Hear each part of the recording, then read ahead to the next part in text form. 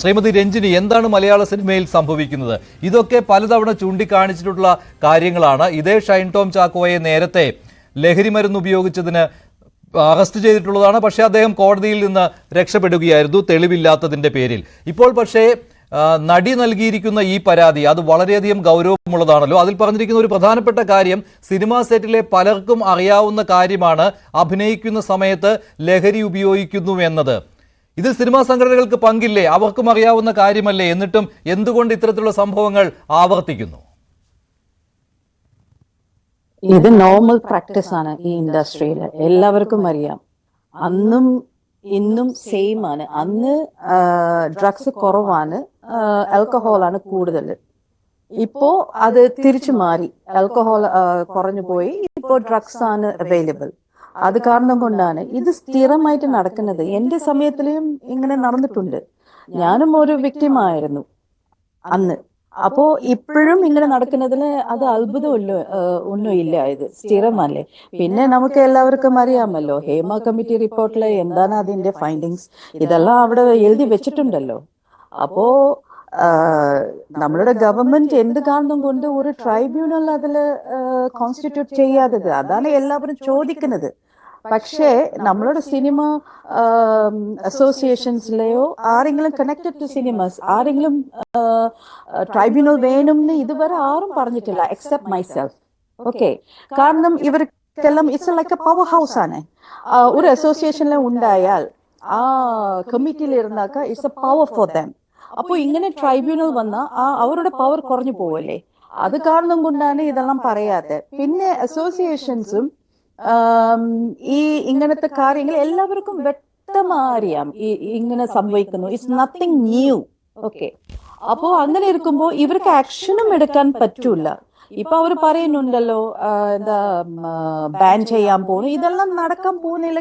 രഞ്ജിനി, ഒരു കാര്യം കൂടി ചോദിച്ചോട്ടെ. കഴിഞ്ഞ മാസമാണെന്ന് തോന്നുന്നു ഫെഫ്കയുടെ ചെയർമാനായ ബി ഉണ്ണികൃഷ്ണൻ പറഞ്ഞ ഒരു കാര്യമുണ്ട്. ഞങ്ങളൊരു ഈ ലഹരി മരുന്നുകൾക്കെതിരായിട്ട് സിനിമയിൽ തന്നെ ഒരു തീവ്രയജ്ഞം തുടങ്ങുകയാണ്, ഒരു സമിതിയെ രൂപീകരിക്കുന്നു, 7 അംഗങ്ങളുടെ സമിതിയായിരിക്കും. അപ്പോൾ ആരെങ്കിലും ലഹരി ഉപയോഗിക്കുന്നുണ്ടെങ്കിൽ അവർ പിടിക്കപ്പെടും എന്ന് അദ്ദേഹം ഉറപ്പ് നൽകുകയായിരുന്നു.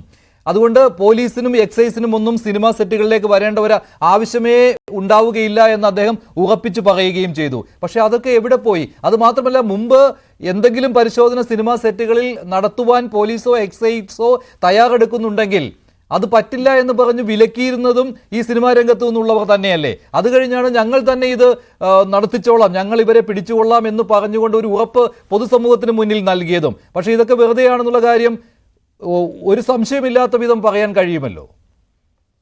ഉറപ്പല്ലേ. നമ്മൾ എത്ര കേസസ് നമ്മൾ കണ്ടിട്ടുണ്ട് ഇങ്ങനെ.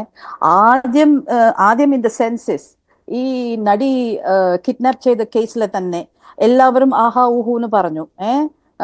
പിന്നെ കാൻഡൽ വിജിൽ നടത്തി ദർബാർ ഹാളില്. എല്ലാവരും എന്താ പറഞ്ഞു? അവൾക്കൊപ്പമാണ് പറഞ്ഞത്. പിന്നെ എന്ത് സംഭവിച്ചു? അവൾക്കൊപ്പം പിന്നെ എല്ലാം മാറിയല്ലേ. സോ ഇതാണ് സംഭവിക്കുന്നത്. നോബഡി, അതായത് ഈ അസോസിയേഷൻ പ്രൊട്ടക്ട് ചെയ്യുന്നത് പെർപെട്രേറ്റേഴ്സിനെയാണ്, വിക്ടിംസിനല്ല. മോസ്റ്റ്ലി പെർപെട്രേറ്റേഴ്സ് അൺഫോർച്ചുനേറ്റ്ലി അവരെല്ലാം മെൻ. അപ്പൊ majority is A men domination അല്ലേ ഈ ഫീൽഡ്. അപ്പൊ മെന്നിക്ക് വേണ്ടിയാണ് സപ്പോർട്ട് ചെയ്യുന്നത്. വളരെ കുറവാണ് ലേഡീസ്ക്ക് സപ്പോർട്ട് ചെയ്യാൻ മെൻ. അങ്ങനെ വന്നാലും ചില ആൾക്കാർ വിളിച്ച് പറയും അവരോട് സപ്പോർട്ട് ചെയ്യല്ലേ കേട്ടാ, ഇങ്ങനെ നമുക്ക് എന്തിനാ അതിൽ പോകുന്നത്, ഇതാണ് പ്രോബ്ലം. അപ്പോൾ അതൊക്കെ ഒൺലി സൊല്യൂഷൻ, ഒറ്റ സൊല്യൂഷനേ ഉള്ളൂ, ട്രൈബ്യൂണലാണ്. അതിനകത്ത് അവർ വേറെ ആരും മീഡിയേഷനോ ആർബിട്രേഷൻ ചെയ്യാൻ ഇവർക്ക് എന്താ അധികാരം ഉള്ളത്? പരാതി പറയാൻ ആള് വേണ്ടേ ശ്രീമതി രഞ്ജിനി? പരാതി പറയാൻ ആള് വേണ്ടേ? ഇപ്പോൾ ഹേമ കമ്മിറ്റി റിപ്പോർട്ട് വന്നതിന് ശേഷവും ഒരുപാട് കോലാഹലങ്ങൾ ഉണ്ടായി. പക്ഷേ അവസാനം ഈ പ്രത്യേക അന്വേഷണ സംഘത്തെയൊക്കെ രൂപീകരിച്ച് കഴിഞ്ഞപ്പോൾ പലരും പരാതി പറയുന്നതിൽ നിന്ന് പിന്മാറുന്ന കാഴ്ചയും ഇവിടെ കണ്ടു. ഈ പ്രത്യേക അന്വേഷണ സംഘം ആവശ്യമില്ലാതെ കുറെ പേരുടെ മൊഴിയെടുത്തു എന്ന് പറഞ്ഞുകൊണ്ട് ഒരു പ്രമുഖ നടി തന്നെ, മലയാള സിനിമയിൽ സജീവമായിട്ടുള്ള ഒരു നടി തന്നെ സുപ്രീം കോടതിയെ പോലും സമീപിക്കുന്ന കാഴ്ച ഇവിടെ കണ്ടു. ഇതൊക്കെ ഉണ്ടാവുകയാണ്. അപ്പോൾ എന്തെങ്കിലും നടപടി എടുക്കാമെന്ന് വെച്ചാലും അത് തടയപ്പെടുകയാണ്. അതുമാത്രമല്ല, ഒരു സംശയം ഉണ്ടാവുകയാണ്. ഇവിടെ ഇപ്പോൾ പരാതി പറഞ്ഞിരിക്കുന്ന വിൻസി അലോഷ്യസ് തന്നെ, അവരുടെ വാക്കുകളിൽ വളരെ സൂക്ഷ്മതയുണ്ടായിരുന്നു. കാരണം ഇനി അങ്ങോട്ട് അവർക്ക് ഈ പ്രൊഫഷണലായിട്ട് എന്തെങ്കിലും പ്രശ്നങ്ങൾ ഉണ്ടാകുമോ എന്നുള്ള ഒരു ഭയം ആ കുട്ടിക്കുണ്ട്. അതും ഇപ്പോഴും സംഭവിക്കുകയാണല്ലോ. ഈ സംഘടനകളൊക്കെ ഇപ്പോൾ അത്യുച്ചത്തിൽ പറയുന്നുണ്ട്, ഞങ്ങൾ നോക്കിക്കോളാം, ഞങ്ങൾ നടപടി എടുത്തുകൊള്ളാം, ഒരു നിമിഷം പോലും ഇവരൊന്നും ഈ സിനിമയിൽ ഉണ്ടാവുകയില്ല, ഈ പറയുന്ന ഷൈം ടോം ചാക്കോയൊന്നും എന്ന് പറയുന്നതല്ലാതെ ഈ തുടക്കത്തിലെ ആവേശം മാത്രമല്ലേ ഉള്ളൂ. അപ്പോൾ ട്രൈബ്യൂണൽ വന്നാൽ പോലും മൊഴി നൽകാൻ പോലും ആരും ഉണ്ടാവുകയില്ലല്ലോ. ഇല്ല, ഉണ്ടാവും. കാരണം ട്രൈബ്യൂണൽ, ഞാൻ എന്ത് പറഞ്ഞിരിക്കുന്നേ, ട്രൈബ്യൂണൽ ഈസ് അനോണിമിറ്റിയും കോൺഫിഡൻഷ്യാലിറ്റിയും വെക്കുന്ന ഒരു സ്ഥലമായിരിക്കണം. ലെജിസ്ലേഷൻ പവേഴ്സ്, ജുഡീഷ്യറി പവേഴ്സ് ഉള്ള ഒരു ട്രൈബ്യൂണൽ. പിന്നെ ആ ട്രൈബ്യൂണലിൽ സിനിമ കണക്ഷനിൽ ഇല്ലാത്ത ആൾക്കാർ വേണം. അതായത് ജഡ്ജസ്, ലോയേഴ്സ്, ഇങ്ങനെ സൈക്കോളജിസ്റ്റ്, ഇവരെല്ലാം വേണം. അങ്ങനെ വന്നാലേ ഇത് നന്നാവും.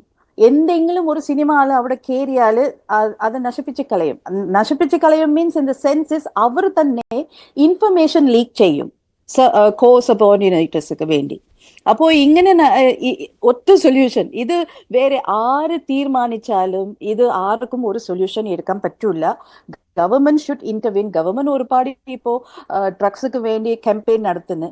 ശരി, ഇപ്പോ ഹേമ കമ്മിറ്റി റിപ്പോർട്ടിൽ തന്നെ ഇതെല്ലാം ബ്ലാക്ക് ആൻഡ് വൈറ്റ് ആയിട്ട് വന്നു. എന്നിട്ട് നമ്മളുടെ ഗവൺമെന്റ് എന്ത് ചെയ്തു? ഇപ്പൊ 8 മാസം ആവുന്നു, നോ ആക്ഷൻ. അപ്പൊ എന്ത് കാരണം കൊണ്ടാണ് ഈ റിപ്പോർട്ട് 5 വർഷം പൂട്ടി വെച്ചു, അത് വേറെ. ഇപ്പോ 8 മാസം ആവുന്നു. What is the solution? അവിടെ ക്ലിയർ കട്ടായിട്ട് ആ കമ്മിറ്റിയിലെ തന്നെ ആ പാനലിസ്റ്റ് എഴുതി വെച്ചിട്ടുണ്ട്. അത് തന്നെ ഇപ്പൊ സംഭവിച്ചുകൊണ്ടേ ഇരിക്കുന്നത്. പിന്നെ ശരി